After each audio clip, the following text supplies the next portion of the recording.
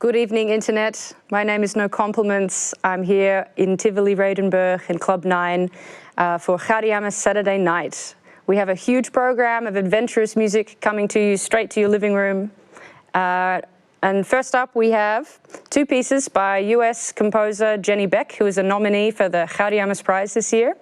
We have two pieces that are going to be performed first by the European Ensemble and by Netherlands-based ensemble VONK.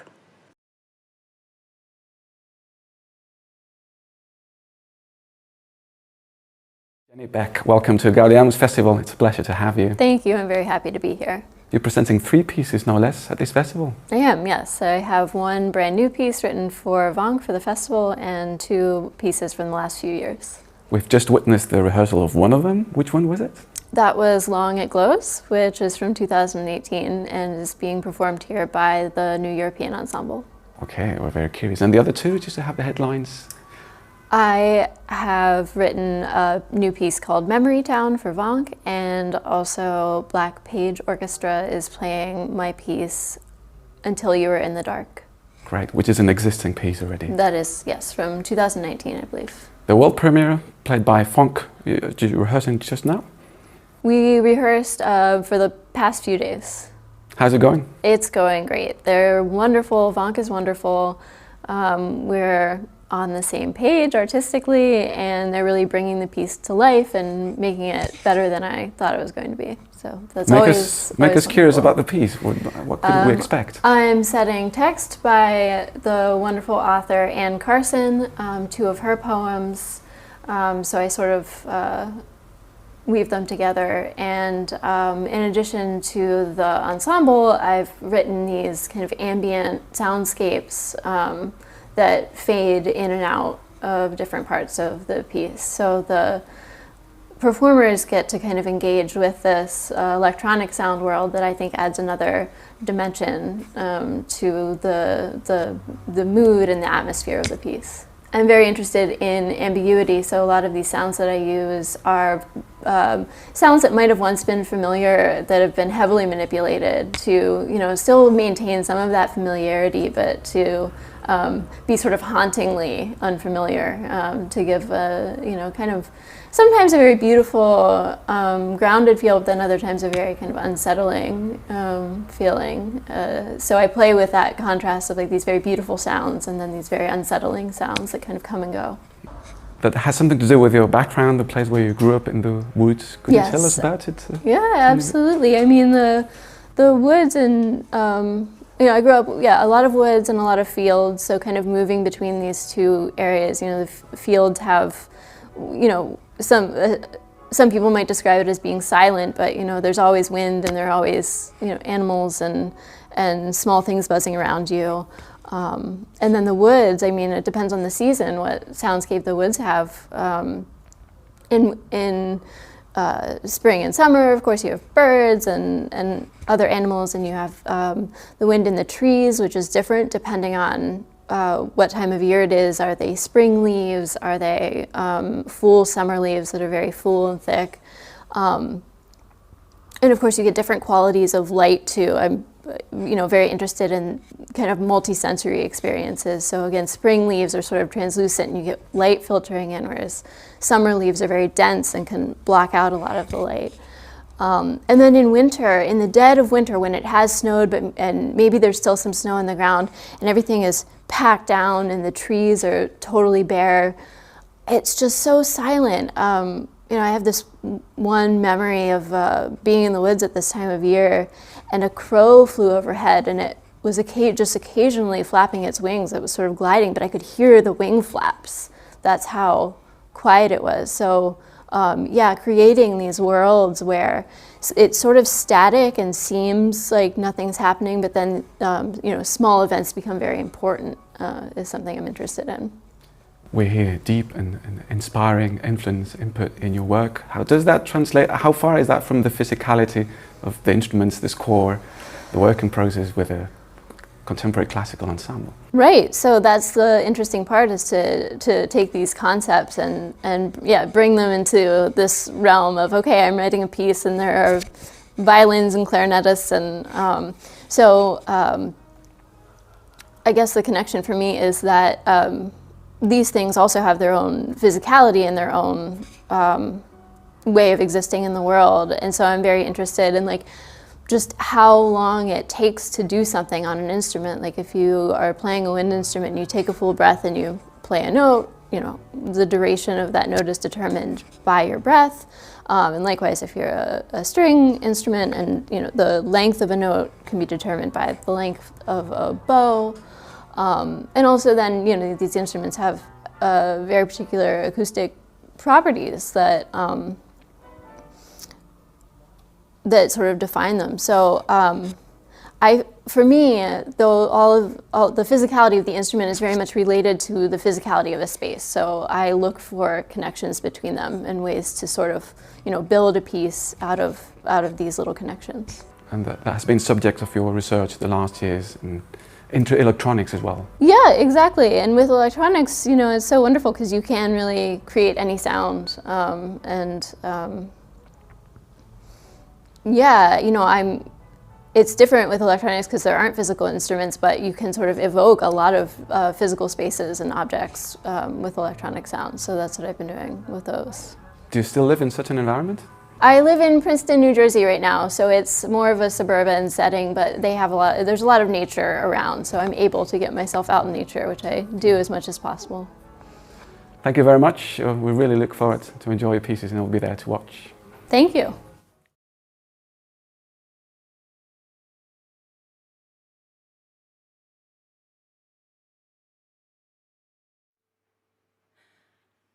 Thousand blue, thousand white, thousand.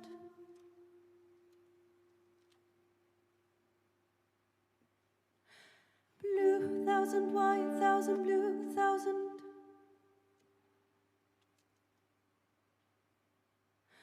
White, thousand blue into day and to arms. Look what a thousand blue, thousand white.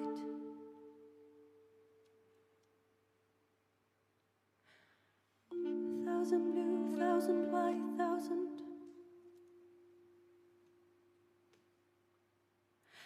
Blue, thousand white, thousand blue, thousand. White, thousand blue into day and to arms.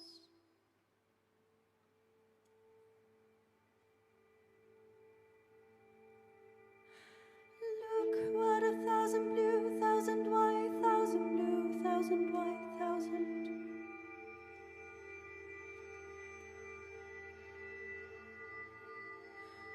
Blue, thousand white, thousand blue, thousand white, thousand blue into day and to arms. Blowing down a road. White, thousand blue into day and to arms. Blowing down a road, blowing down a road.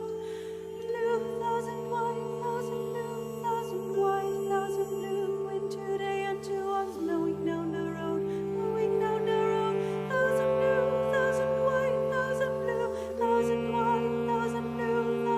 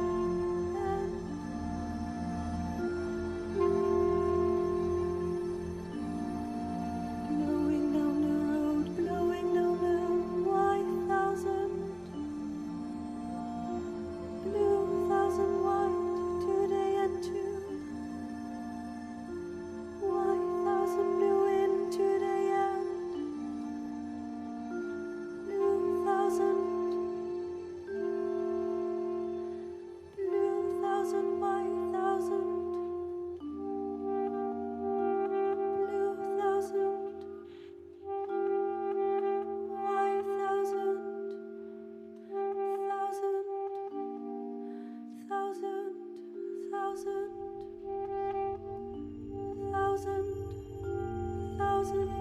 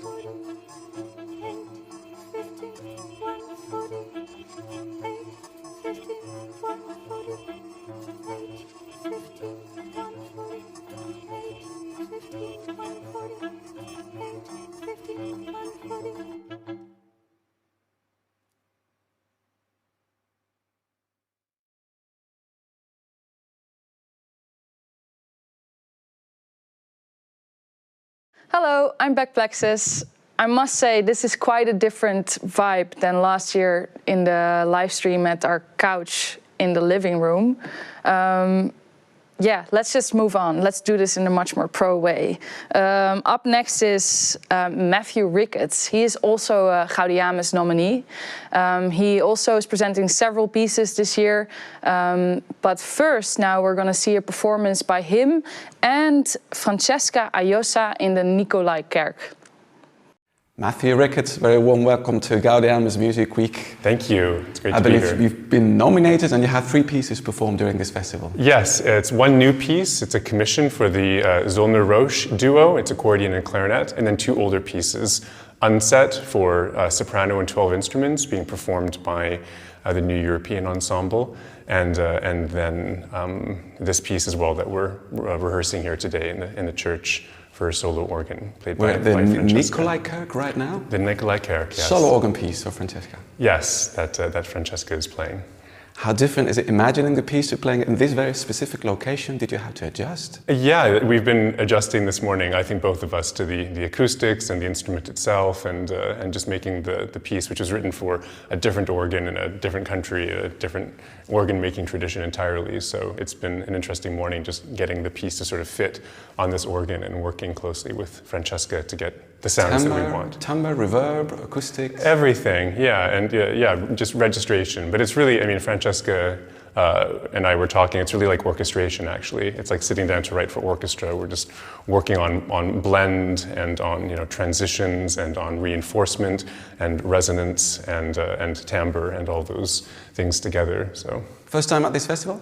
It's my first time at this festival, yeah. I mean, I've known about Gaudeamus for a long time, and a lot of my friends in Canada actually ended up living in the Netherlands, so I have lots of people that I know here that have been working in Holland for years now. So it's a familiar place for me, actually. I had an opera project for which I did not write the music, but I wrote the text.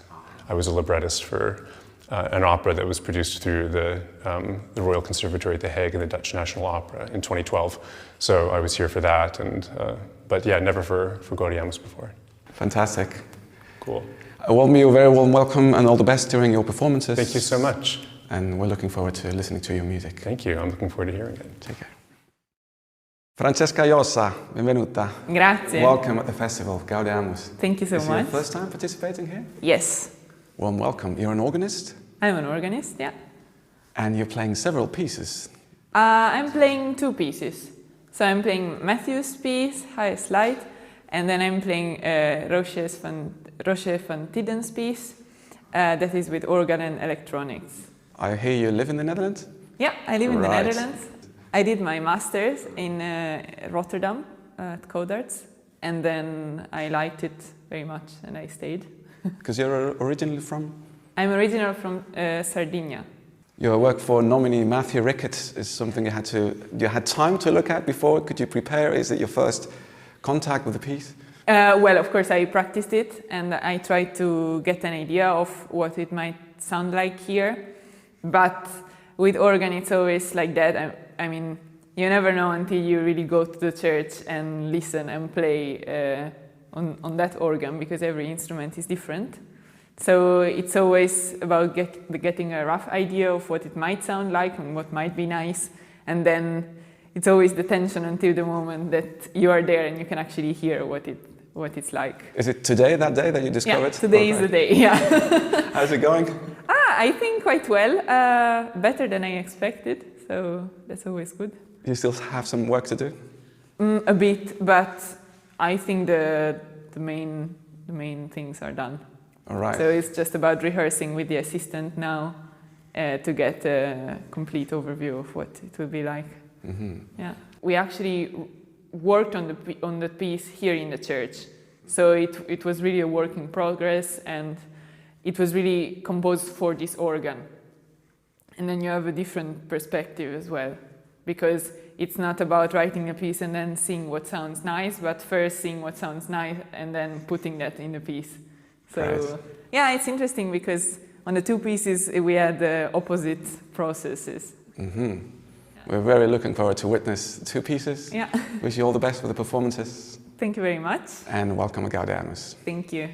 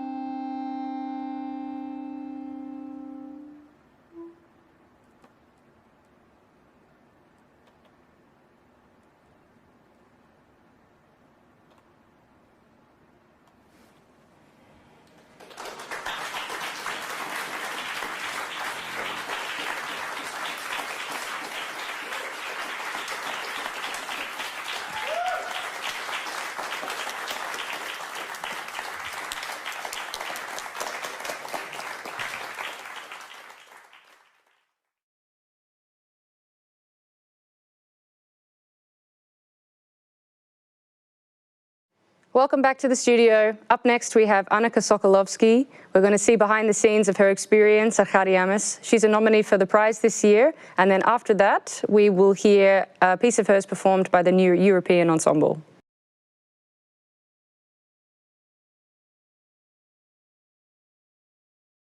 Annika Socolosfky, warm welcome to Gaudeamus Music Festival. Thank you.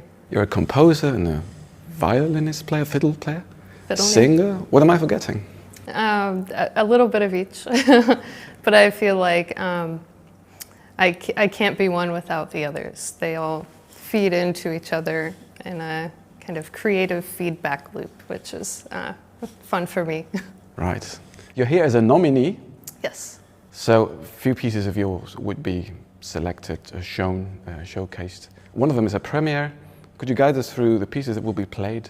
Yeah, so on Thursday night, the Zöllner-Roche duo will be premiering a new piece of mine written for the festival, and that is called The Dictionary of Obscure Sorrows, Silience, which is the Dictionary of Obscure Sorrows is a book that is about to be released by an author named John Koenig, and he comes up with words that don't yet exist in the English language, but words that are kind of universal human experiences, words that we can relate to. And you're a singer yourself, but there won't be any voice for this piece? Not for that piece, that's just accordion and clarinet. And then the other pieces are both part of a series of what I call feminist rager lullabies. Lullabies of nursery rhymes, especially in the English language, that have to do with teaching children how to exist in society, because they're conditioning young girls especially to believe in systems, the status quo, the way society always has been, as opposed to how they need to be for themselves. So that definitely touches upon my experience as a queer woman and how I have had to fight against those lessons. So these are lullabies for my adult self, lullabies I wish I had had growing up, but it's not too late to have. Well, tell us a little bit about your background. How did you come to who you are now? My favorite music and the music that I love is a lot of folk music, a lot of Dolly Parton and Irish fiddling and klezmer and contra dance music, and I have fallen in love with all these tiny inflections and nuances and variations within folk music, anything from ornamentation to just a little dip of the voice, things that are not taught in classical music. And so a lot of the classical music that I write then is coming from that kind of space, the joy of the music that happens in between the notes in those really vulnerable moments, and finding ways to trick classical musicians into sounding a little less classical and getting a little bit more emotion in between the notes. Am I allowed to sing some Dolly Parton? Oh, please. Or is that okay? So she ornaments it in a way and articulates every tiny little note, the little ping, and instead you get, do I ever cross your mind? And so you get these beautiful, like, they just bring me so much joy to hear this, there's so much detail there. So you did get to the obscene details of zooming in up to very close and then be able to zoom out again. Yeah, I think it's okay to go in on that level of detail and analysis so long as you still zoom out and understand the bigger picture and why we're here making art and sharing it with people. Lovely conclusion. Now you made us very curious to come and listen to your pieces. So wish you all possible success. Awesome. And we'll be around to listen to them. Sounds good. Take care.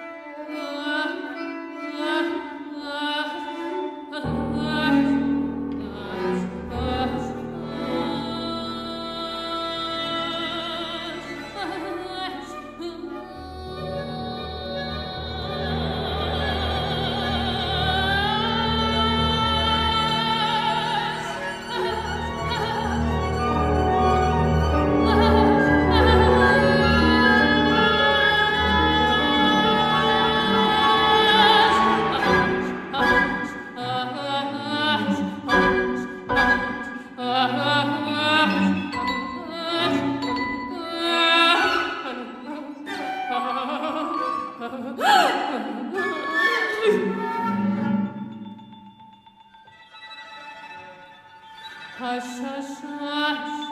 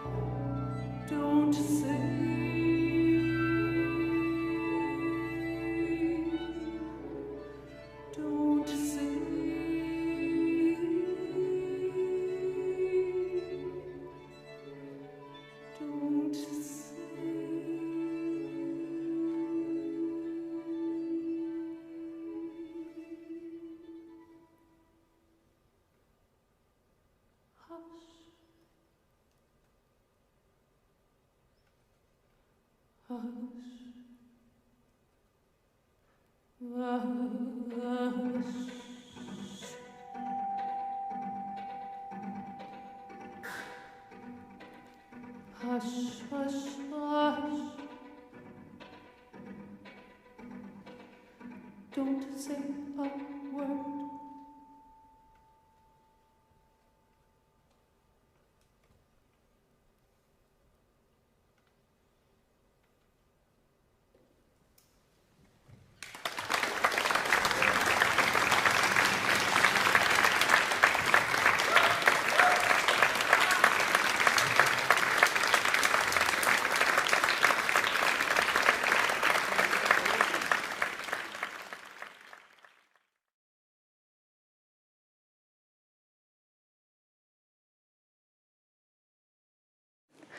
Up next is another Gaudeamus nominee called Gen Tanaka. Gen is born in Japan and educated in America, and says that he's just getting started with kind of reaching his inner core, musical core. We're gonna first jump into a behind-the-scenes video where you'll also see him collaborate with Ralph van Raat. Then we're gonna see a performance by a piece of his performed by the Asko Schönberg ensemble. And then we're gonna go right into a performance by Ralph van Raat, master pianist of the Netherlands, performing a part of his show called the Techno Etudes.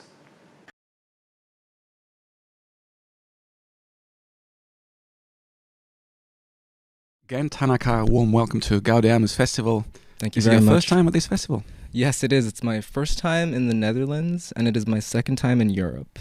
Welcome then. Thank you. Had you heard about this festival before? Oh yeah, of course. Honestly, Thea asked me about that, and I I couldn't answer that question in terms of like where exactly I heard about Gaudeamus. It's just, you know, in my late teens and early 20s developing as a composer, it was just always sort of like Gaudeamus is this thing that, you know, you just know about and sort of like aim towards in the distant future. And now I'm here, so... So it wasn't that distant, that future? I suppose not, yeah. It took you a couple of years. Was it your first try to get selected as a composer? Yes, it nominee? was, yeah. Congratulations. Thank you very much. You're presenting no less than 3 pieces? I'm presenting 3 pieces, yes. Could you give us a general view, a headline for what they're about, by who? Okay, yeah.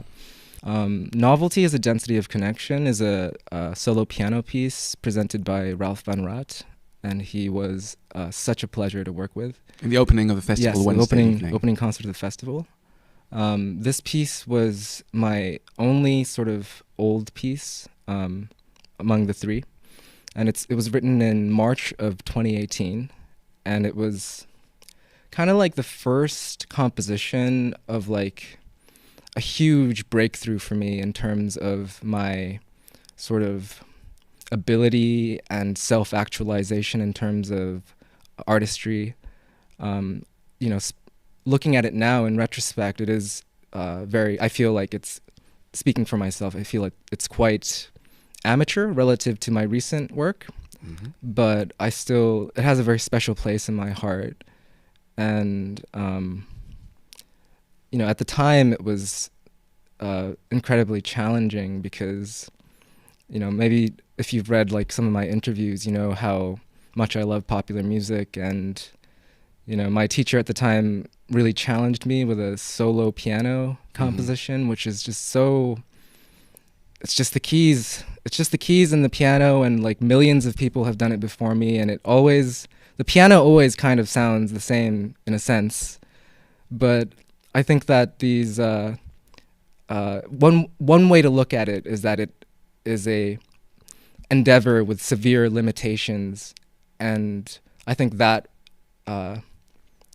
was just so good for me. And also I think the title and the theme is very fitting, like novelty is a density of connection. It's kind of ironic because exactly what I just said about the grand piano. Like it's, the solo grand piano is not the place where you would typically expect this generation of novelty in this day and age. I see. My second piece, it was played last night, is called Vamachra. It was for Asko Schönberg, conducted by Clark Rundle. And this is a piece that I agonized over for almost 2 years, and it was just like a huge learning experience for me. I kind of used it as a vehicle to figure out like my mature language and my mature like toolbox. You know, so like even though it ended up being like quite a short piece, it has, I think it's going to have a huge legacy for me personally, because it has laid the foundation and framework for so much language and technique and devices that I can draw upon, infrastructure that I can draw upon for my future compositions.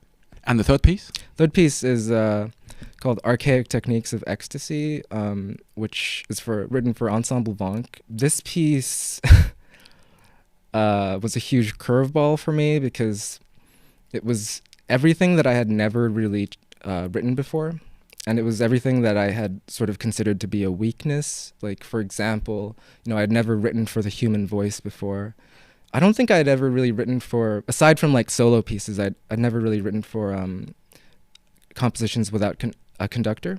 The connection with the ensemble was so intimate. Clearly the music needs to be something that can be 100% felt at all times. Honestly, they've been fantastic. I think it's going to be the most, how do I put it? Well, it's just, I don't want to say too much. I'll just say that I'm very much looking forward to it. Fantastic. Yeah. Thank you very much Yes, for sharing of your course. thoughts and your music at the festival. We hope you make the most of your stay here. Definitely. Thanks so much. I appreciate And it. so luck.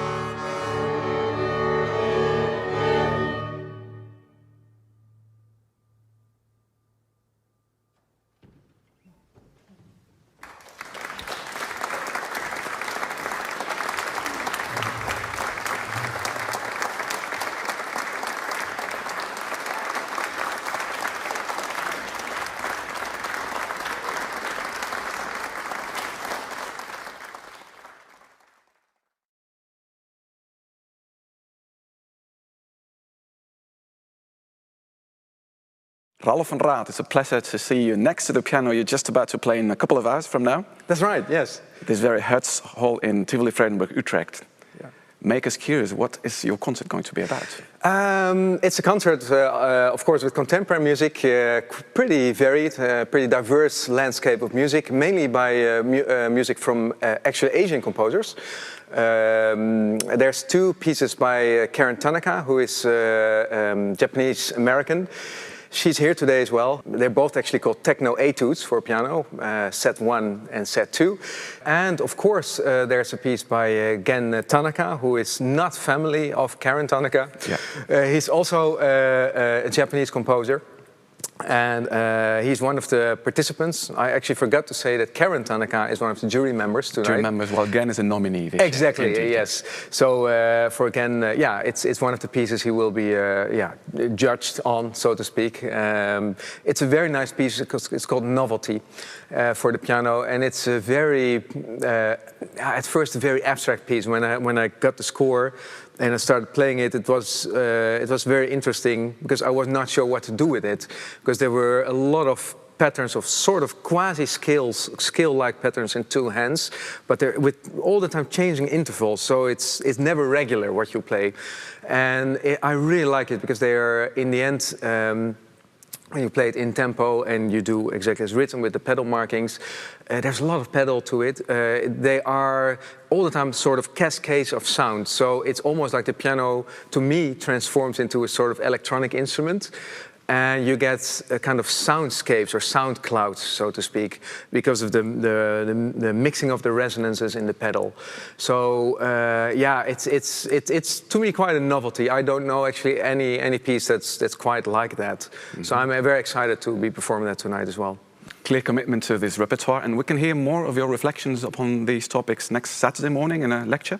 Yeah, that's correct. I'll be giving a lecture, which I'm really looking forward to. Actually, also about the different styles of composers, but also about how is it to work with composers and what can you learn from them, and how do actually composers exhibit their personalities, or what kind of messages do they convey, even if music is very abstract and seemingly hard to understand. How do you, for example, as a musician, how do you actually get to grips with the material?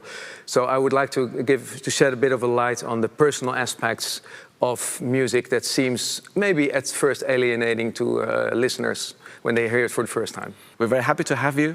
Thank you. All the best for tonight, I guess. It requires a lot of preparation.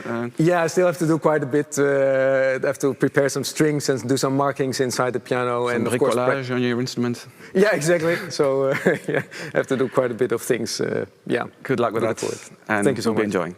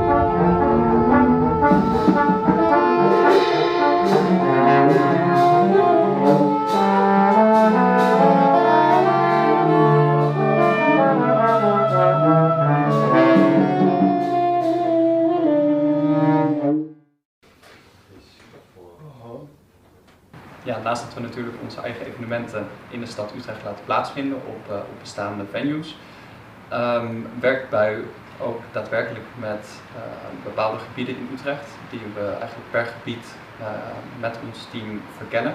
Om niet alleen evenementen in bestaande gebouwen of plekken te laten plaatsvinden, maar eigenlijk per gebied een voorstelling creëren die specifiek over dat gebied gaat.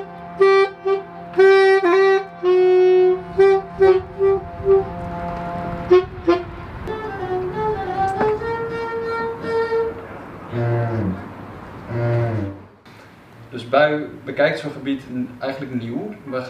We laten onze verwachtingen van, oh, daar ben ik ooit naartoe geweest of daar heb ik deze herinneringen bij, die laten we eigenlijk te wegen om echt te kijken van oké, dit is ons speelveld, wat kunnen we hierbij maken? En zo hebben we eigenlijk voor dit gebied, het Cartesisch gebied, hebben we dezelfde opdracht gekregen.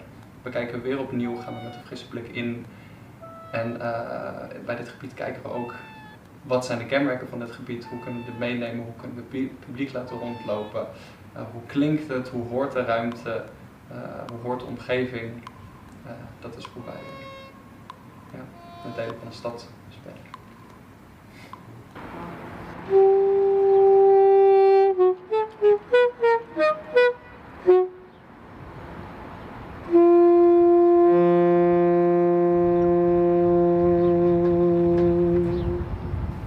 Bijvoorbeeld in Utrecht zelf een heel groot cultureel centrum genaamd Tivoli-Vredenburg, waar hele toffe dingen georganiseerd worden. Voor de underground en voor het iets meer experimentele is dat vaak niet, is dat net een iets te groot instituut. Maar wij nemen zeker ook weer inspiratie van wat wij daar zien bij concerten of bij festivals. Dat nemen wij weer mee naar onze plek. En met alle projecten die we in de wijken doen, dus in het Cartesisch gebied of bij Meersweert, vindt er op die manier denk ik een wisselwerking plaats van informatie die eigenlijk in de stad wordt opgedaan of gepresenteerd wordt en dan weer meegenomen wordt naar de andere plekken in de stad en andere wijken. Dus op die manier gebruiken wij de stad ook eigenlijk als een soort kenniscentrum.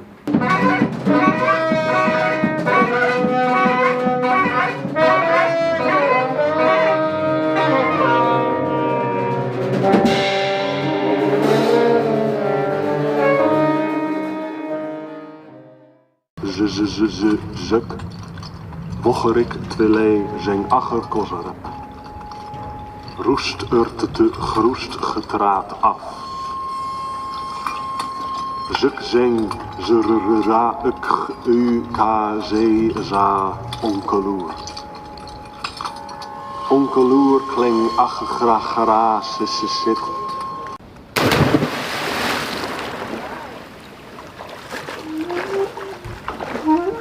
Ja, waarom wij juist op zoek zijn naar plekken die niet per se bestemd zijn voor als podia of voor theater of muziekvoorstellingen, is omdat zo'n plek eigenlijk nog een blank of een witte canvas is.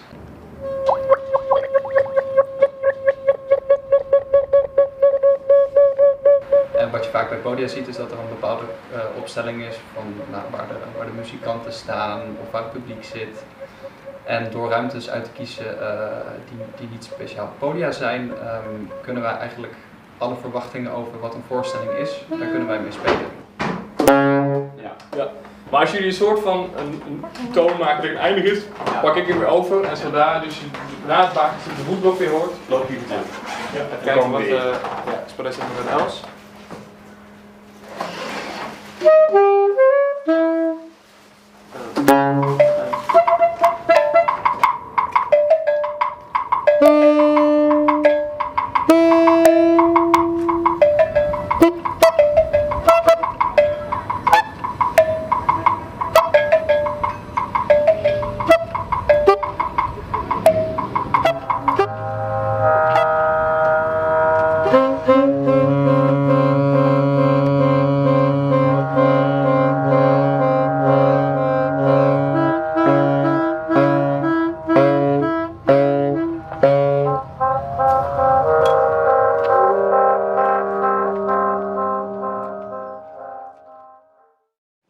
We hope you've enjoyed our companionship throughout tonight's programming, and if it was not enough for you, we recommend that you actually come in person. Or that you watch tomorrow at the Sunday night program of Gaudeamus Muziekweek. Which is very exciting because the prize will be announced. And you've heard from our nominees already tonight. So we're all very excited to find out who is going to take that home. Who could possibly win? They're all so awesome. They are all fantastic. Well, sleep well and see you tomorrow.